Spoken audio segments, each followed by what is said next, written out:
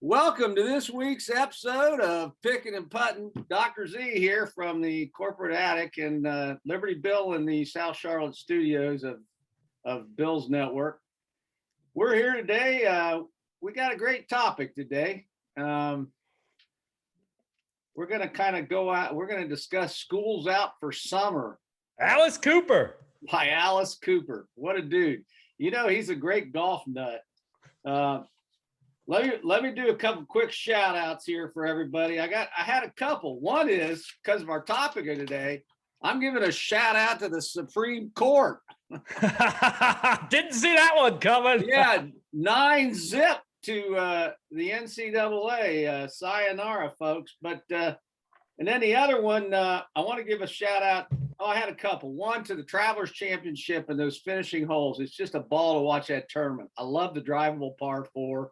And if you don't think it can eat him up, look what happened to Bubba. And the other one is a shout out to Bubba Watson for all he does in Pensacola, Florida. He goes back to his home. He lives there. He owns a baseball team. He helps small businesses. He's just a jewel to the panhandle of Florida. So shout out to him. You got anybody you want to shout out? Yeah, I want to shout out the WNBA, 99% vaccination rate, continuing to set the way, real leaders. Appreciate those ladies. Yeah, how smart is that? That made me, that's the other one. I got to shout out to the NC State baseball team because I feel bad for that. I do wonder, I understand they're 18 to 21-year-olds, but I have to believe there had to be some protocol initiated by both the schools and the NCAA that said, if you make it to the tournament, you either have to adhere to a bubble technique or you have to be vaccinated. I just feel bad for them because I did hear the coach interviewed and the coach said, well, you know, the coaching staff was vaccinated and we stayed in our rooms, but we hadn't been here in a while. How can I keep these kids from going out to dinner with their parents? And the answer is you can't. That's part of the fun. Yeah, and the NCAA once again dropped the ball on communication because it sounded like they had a couple players who were not vaccinated test positive. Then they tested the entire team, and some that were vaccinated tested positive, but they blundered the communication. I mean, you got 30,000 fans in there without masks on that aren't showing proof of vaccination. So there's just a lot of hypocrisy there for the way they handled it. And then they tell them at 2 a.m. Yeah, in a tweet. Yeah, come on. Typical NCAA. Yeah, well, don't go Mark Emmert on me, you know.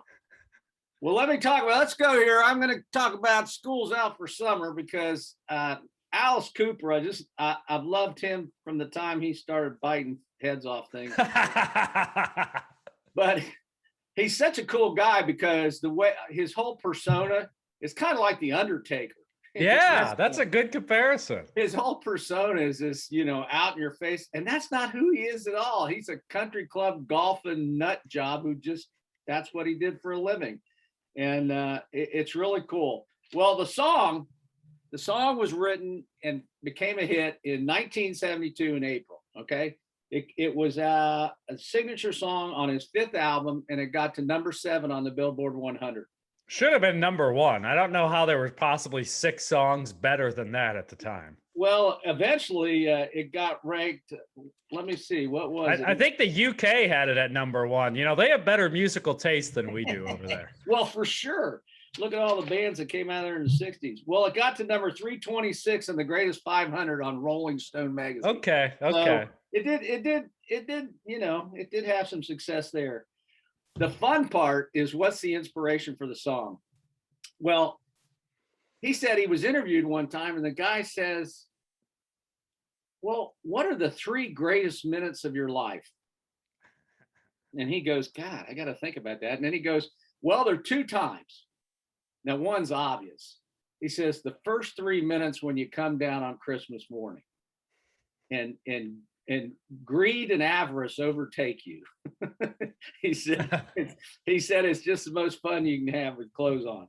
And then the other one he talked about was the last 3 minutes of school on the last day of school when you're sitting there and you're like a bomb with a fuse ticking down, waiting to fly out the door. He said it was the inspiration for his song, because what happened was, he goes, well, if I can write a song with that feeling, it'll be a huge hit. So there you go. He wrote it. And it was inspired by a line out of a movie by the Bowery Boys, which is something you've probably never heard of. It was one of those, back when I was a kid, they used to show movies at 6 a.m. like the Three Stooges. Well, these guys were something from the 30s, and so that's where that comes from. That is cool, though, that inspired that. I saw that when I was researching that, and the Bowery Boys had 48 movies, I think. Yeah, I mean, crazy amount. Oh, they were like the Three Stooges, same idea. They were just something you watched. They were fun. He said the musical guitar part came from Miles Davis, and then the original, that was the inspiration for the guitar riffs, and that his lead guitarist Glenn Buxton did the opening riff. It's a famous riff. It's a famous riff. The interesting part about it is at the end of the song, the school blows up. I mean, the school's blown up, and he said, "Here's another inspiration for the lyrics: no more pencils, no more books, no more teachers' dirty looks." A childhood rhyme we all knew. That's in there somewhere. I forget. And then at the end of the song, if you go back and listen to it now, after you're done listening to us, at the end, a school bell's there, and it just kind of fades out. Yeah, the way they brought in the elements was really cool, because you put yourself into a classroom when you're listening to that song. Yeah, that's one of those songs you just go, school. Yeah, it's really cool. The other one, I mean, these things, the lyrics, they're somewhere in there, and I'd have to go read the lyrics again. But there's a little bit of from Pink Floyd, Another Brick in the Wall. They stole a little bit of lyrics from the second version of that. Hey, teachers, leave those kids alone. Oh, okay, yeah, okay, there you go. Thank you very much. I'm glad I got you here. And then, of course, it appeared in movies, Rock and Roll High School and Dazed and Confused. And the last time it appeared with any fame was in the 2004 Staples commercial. Oh, yeah. There you go. But that's all I got on that. But it was fun. It's a fun song. And we kind of got the idea, Liberty here got the idea, well, we should talk about that song and then consider how it affects the NCAA now that they can rest in peace that school's out for summer. Well, the other thing I saw about Alice Cooper, you mentioned comparing him to Undertaker. He compared himself to Marilyn Manson. People have made that modern day comparison, but he said the difference between him and Marilyn Manson is he tries to leave the crowd in a good mood. Whereas Marilyn Manson is just kind of depressing, kind of Satanist kind of stuff. Whereas Alice Cooper is, he goes into those dark places, but he's really just doing it to have fun, just to let off some steam. Oh, yeah. Yeah. It's like any of those guys, like the, parakeet guy down in the Caribbean is, has his tours every summer. I'm blanking on him. But Buffett? Yeah, Jimmy B. Yeah, that's a guy. Yeah. So, anyways, yeah, because I love him. I'm a parrot head, but I started doing some research on this. So it's called the NIL, name, image, and likeness, or name, image, and likeness, right? And what's interesting is, a year ago, Mark Emmert comes out and says, "Well, we just can't have this." And they made a specific statement about how it was going to be illegal and all this. And California first passed it because I forget, wasn't the original athlete a UCLA football player, basketball player? Yeah, Ed O'Bannon, back in the day. Yeah, okay. So he's the one who started. Well, California passed the law, and that's when Emmert made the statement, well, that's just not going to be. We won't have any more tournaments in California. So now, I think as it goes into after the Supreme Court ruling, the laws go into effect on Thursday, July 1st, 2021. And specifically, there's 7 states, I think, 21 states have passed laws. 7 states will have active laws that day. And you can gather where they are. They're pretty much the entire Southeast Conference, California, Ohio, Texas, Pennsylvania, Yeah, Florida was very early on this too. Yeah, in Florida. And there's no reason for all these universities to not have a protocol in place for the kids. Now, what I would say that's interesting is there is a place there.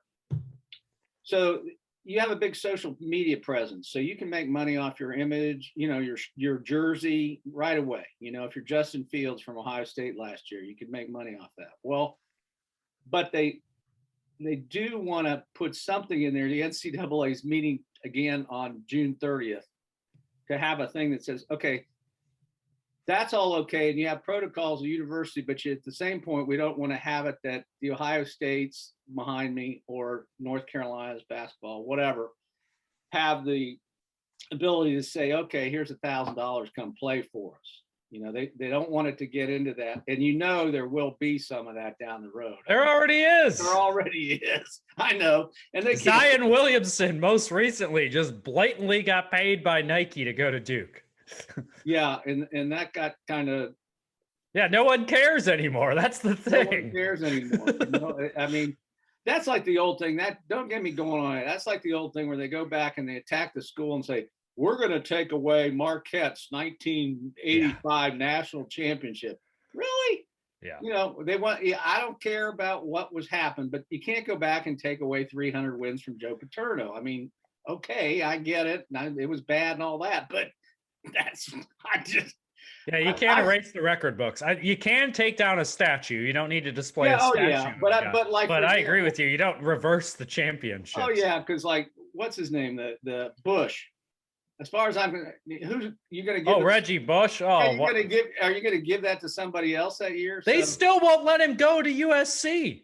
Yeah. They still won't let it. I mean, it's the NCAA had 25 years. They spent all this money in legal fees fighting this, and now here we are at the last second. They're just throwing up their hands and saying, okay, we give up. You figure it out. They are pathetic. But the good news about this, what people are reading that have been studying, is it's going to be a great opportunity for some of the lesser known sports to get like a big TikTok following, Instagram following, and be able to monetize that. So if anything, this is going to level the playing field and allow like gymnastics, maybe the crew team, maybe field hockey, lacrosse, some of those athletes to be able to secure sponsorships and make some money. Because I saw recently the Professional Disc Golf Association, the best disc golfer, makes over $10 million in sponsorships just from his Instagram feed. So there's a whole opportunity for these lesser known sports to kind of rise up to the levels. And I think that's what'll be really cool about this. I really don't think it's going to have an impact on Clemson football, Ohio State. They're already getting paid. Their locker rooms are literally already nicer than NFL locker rooms. Yeah. So I just don't see a big difference there. But if this will be a cool opportunity for some of the up and coming sports, that's great.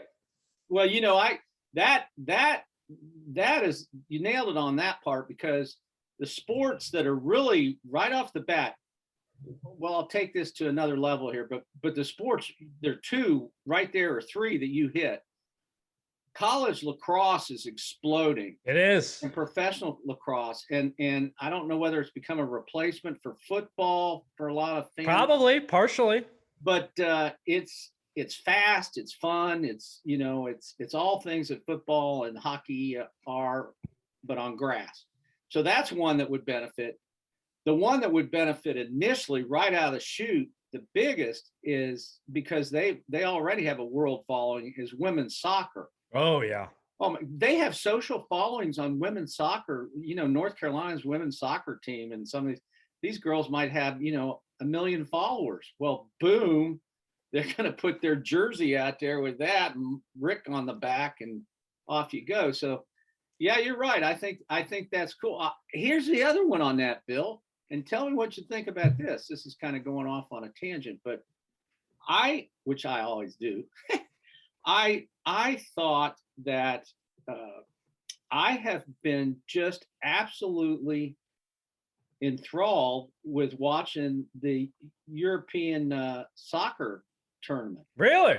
Oh my God, if you didn't watch Switzerland beat France, it was a nail biter, and it had goals, and it had comebacks, and it had emotional shifts, and you got countries, that's what makes the World Cup great. But or the Olympics, the World Cup, it was fascinating. And I find myself, it's a teutonic shift that I am finding myself watching that, and I have no interest in watching the NBA finals. And that isn't because LeBron's not there, and I'm a basketball nut, but I guess I've never been a guy. The last minute of these playoff games, and I'm staying up to watch a lot of them, is taking a half hour. The last minute of game clock is taking 30 minutes of real time. And a football game, a college football game now, you got to invest 4 hours. And you know how much time of that is not action? Oh, touchdown, commercial, kickoff, commercial, 2-minute warning, commercial. Whereas soccer, you sit down, less than 2 hours, 45 minutes of action, little halftime, get a bite to eat, 45 minutes of action. And with this society right now, people don't want to just deal with all these commercials and park it for 4 hours. So that's exactly it's a perfect storm for soccer. And in a city like Charlotte, that's getting an MLS team, perfect storm. Deal. Yeah, yep. Well, and the same goes for ice hockey. It keeps moving. And you know what your time frame is, 20, boom, unless they go to overtime. I think the time factor is a big, the NBA drove me nuts when they have all those rules, like, okay, somehow they can take 1.2 seconds and have 3 scores. Okay, you call timeout, you get the ball at midcourt. He throws it over the rim, he dunks it. There's 0.2 left. Timeout. We get it at midcourt. We throw it. It's too choppy. And then they review it. And now they're to the point where if a guy's dribbling and somebody knocks it out of his hand, if it technically goes off of his dribble hand, they're like zooming in on the review to figure out. It's just play the damn game. Come on. Well, yeah, back to Switzerland just for a second to give them props. Zollingers were from outside Zurich, so I got to give them props. The blood. Yeah, the blood. But the Swiss, I heard the statistics yesterday. I just about lost. They had not won a shootout or been beyond the group of 16 in any tournament, any soccer tournament since 1936. Wow. You kidding me? And my son told me, well, they're always, what it is with their soccer is they're always very good. They're kind of,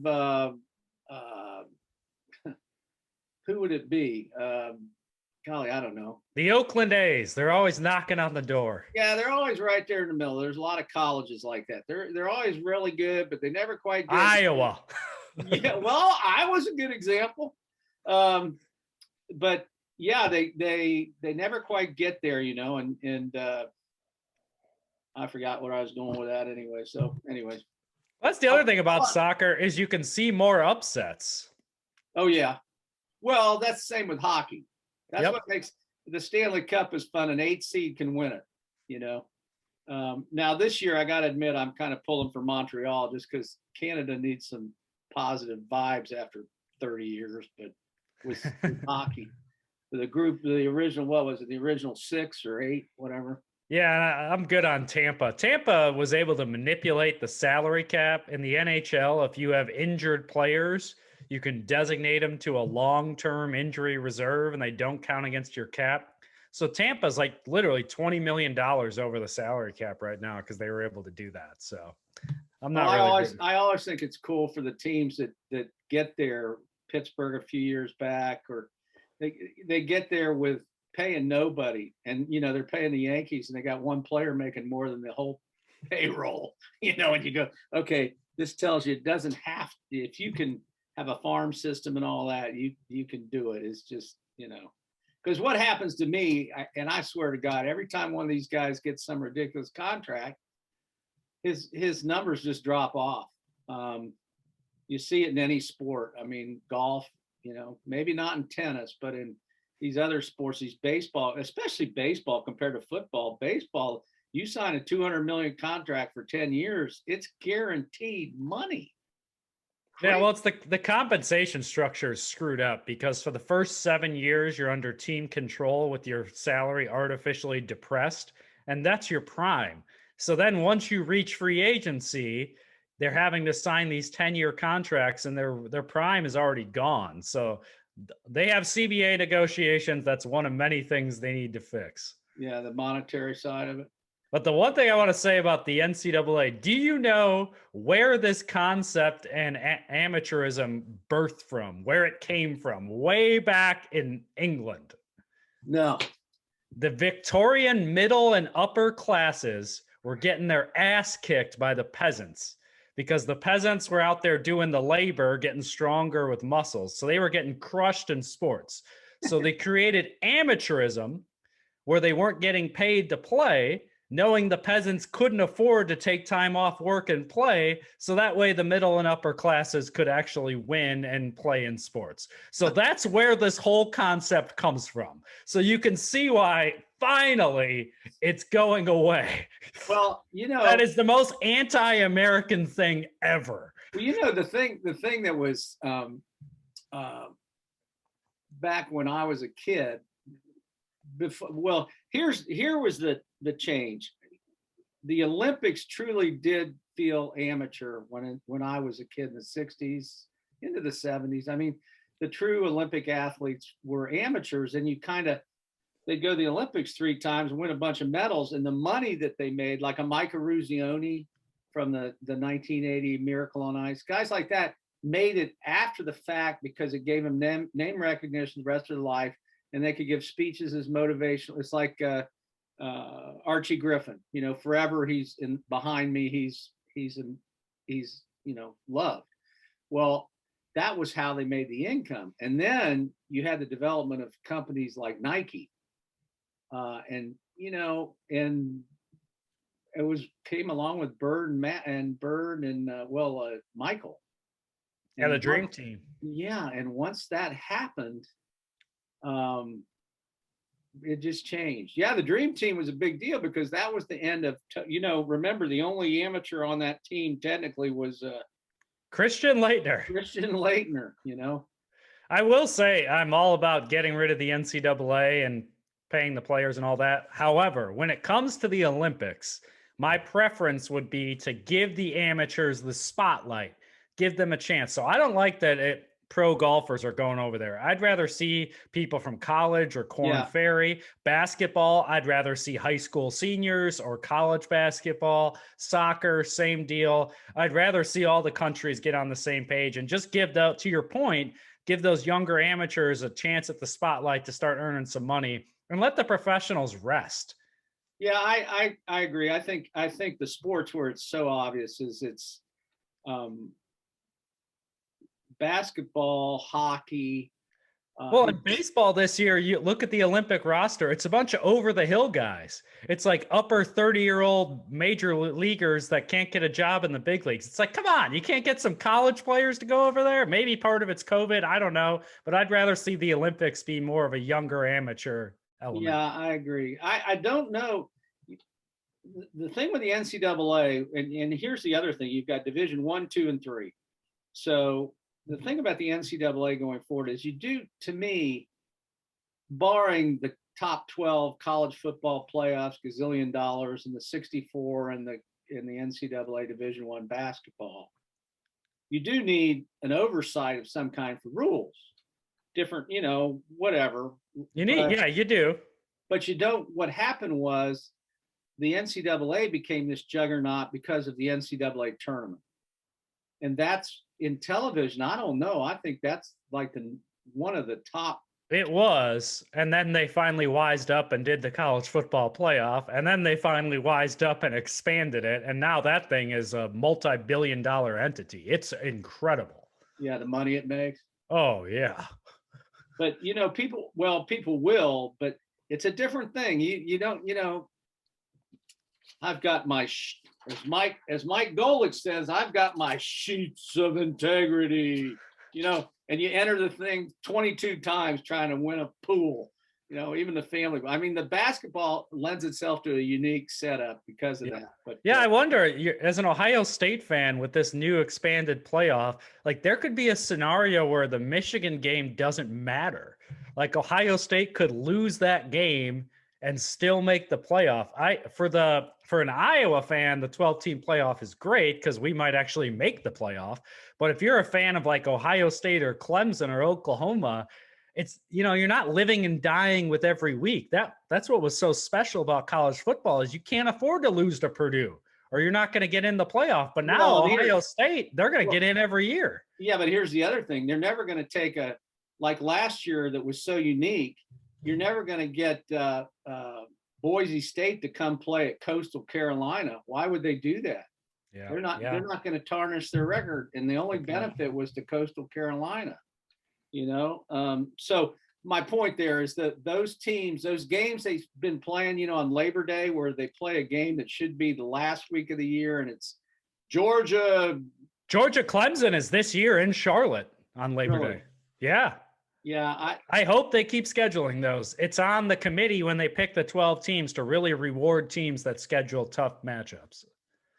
Yeah, what happens is the way it now, if they go to this 12 teams, then those kind of games will be taken as a kind of like a soccer friendly. In other words, they won't deter from your being in the tournament at the end of the year, so maybe that's how that goes. I don't know. Well, I don't know. I don't know where it'll go. It'll be interesting to see what happens because I really do believe the NCAA is at a crossroads in what kind of ruling body it is. They need a new commissioner, and they just renewed Mark Emmert's contract. I think it's fair to say they need some new leadership. Yeah. Well, maybe it needs to be that Dookie who played basketball in the 80s. He's an attorney. Jay, here's a shout out, Jay. Go be the commissioner of the NCAA. Then you can crucify him all you want. I tell you what, it would be nice if he was at least an advisor. I think they could at least use his advice. I'll tell you what, when it's like the old commercial when Jay talks, people listen. I forget that commercial. It was insurance or something. What was that? Oh, anyways, he gives an honest statement. I've always liked him because he can call a Duke Carolina game, and Herb Street does a pretty good. Yep. Yeah, I was just gonna say Herb Street too. They're both the best in the business as far as I'm concerned. So, although on the college game day, I do like the Michigan Heisman Trophy winner. He's a cute guy. I like him. Football will be here soon. Sam Howell's already getting Heisman hype. Oh, hey, he should.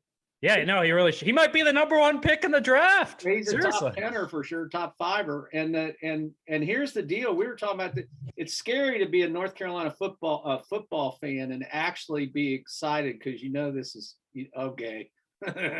But the other thing they have with Howell is they brought the May kid, who is a 5-star quarterback from Charlotte. His dad played basketball and his brother played for the national champion, hit that shot against Kentucky, I guess it was. But it's a family of athletes, and he's going up there and he'll be a freshman. He's already enrolled. So if they have any issues or Hal gets hurt, they've got themselves a backup, kind of like what Ohio State would used to do. So, and it'll be great to evaluate Sam Howell because they pretty much have their team back besides their running backs and wide receivers. So it'll be interesting to see how he does with a new group of playmakers, and if he gets even better, woo! I'll tell you which pro quarterback I'd liken him to is the fellow that just went from the Lions to LA. Stafford. He's a Matt Stafford because he's not real mobile back there. He's got enough mobility. He's shifty. Yeah, but his deep ball is just a thing of beauty. And tough as hell. I mean, you think he's knocked out of the game and then he just gets right back up. Yeah, he's pretty tough. Well, I got a couple quotes. You want to hear my quotes? Oh, please do. On their Alice Cooper quotes. You got to look up the clientele. Okay, here's the first one. Drinking beer is easy. Trashing your hotel room is easy. But being a Christian, that's a tough call. That's rebellion. I don't know where I thought he was religious, but there you go. Then the other one here, this is a good one too, made me giggle after last year. He said, if you're listening to a rock and roll star in order to get your information as to who to vote for, you're a bigger moron than they are. Amen. Amen to that. That applies to more than rock and roll stars. Oh, shoot. Yeah. I just laughed when I read that, so made me laugh. And Alice is very charitable as well with all the golf. And the only thing I'll knock Alice for is I went to his restaurant in Phoenix. I think he lives out there. Yeah, lives in Scottsdale. And the food was not good. Really? But that's probably not Alice's personal fault. Well, all these guys open restaurants, and they're just they just put their name on it. Yeah, they put their name on it, and they're just beer with beer food stuff. If they happen to be, and I remember Chapel Hill had one, Pepper's Pizza, but it wasn't. Everybody thought it was Julius, but it wasn't. It was somebody else. But they used the name. I'm sure he got credit for it somehow. But anyway, well, Billy, it's been good. We be picking and putting. Happy 4th of July to everybody. Safe celebrations. Yeah, happy 4th of July. Get out there. Don't keep all of these on your hand by not lighting anything dangerous. Down here in the South, people, and all by the way, on July 4th in the evening, guard your dog. Get him some earplugs or some earmuffs because he'll be under your bed. So there's a shortage though. There's a firework shortage, just like a shortage of everything else. So maybe it won't be as bad this year. Gee, I wonder where fireworks are made.